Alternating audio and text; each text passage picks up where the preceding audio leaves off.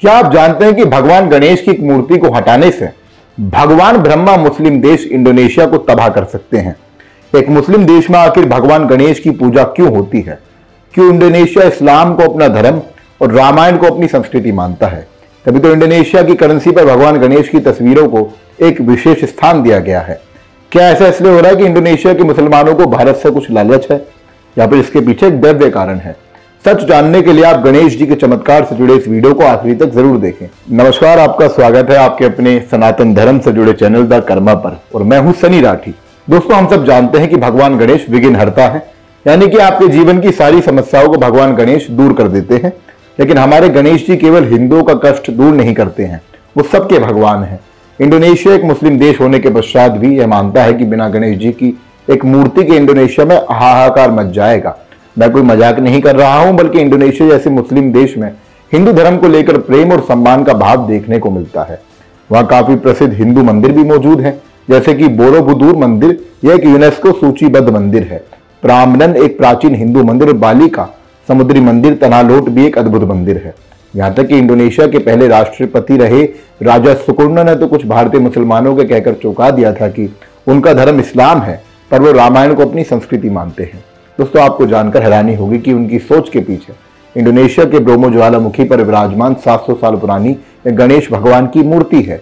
गणेश भगवान की चमत्कारी मूर्ति पिछले 700 सालों से ब्रोमो ज्वालामुखी को इंडोनेशिया में तबाही मचाने से रोक रही है। आपके सुनकर होश उड़ जाएंगे कि ब्रोमो शब्द की उत्पत्ति संसार को बनाने वाले भगवान ब्रह्मा से हुई है। जावा भाषा में ब्रोमो का अर्थ ब्रह्मा ही होता है। पर क्या वाकई में गणेश जी की इस मूर्ति को स्थापित करने वाली टेंगेड मासिव जनजाति को किसी तरह की तबाही का सामना करना पड़ा है? तो इसका जवाब हाँ है, क्योंकि ऐतिहासिक रिकॉर्ड 1804 ब्रोमो के विस्फोटों को इंगित करते हैं।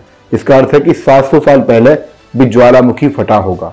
है ना यह भगवान गणेश का चमत्कार कि 700 सालों पहले जब ज्वालामुखी फटा तो इंडोनेशिया के सबसे प्राचीन हिंदुओं ने गणेश जी की इस चमत्कारी मूर्ति को वहां पर रख दिया।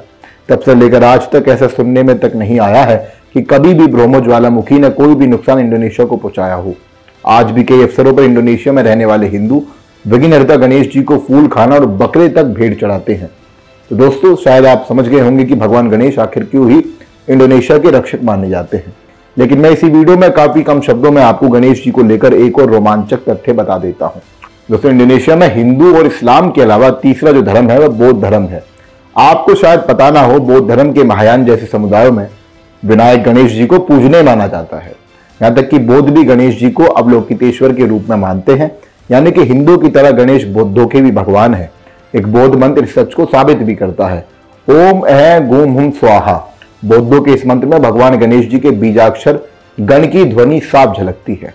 तो अब अंत में आप बताइए कि एक मुस्लिम देश इंडोनेशिया की रक्षा करने वाले गणेश जी के बारे में जानकर आपको कैसा लगा?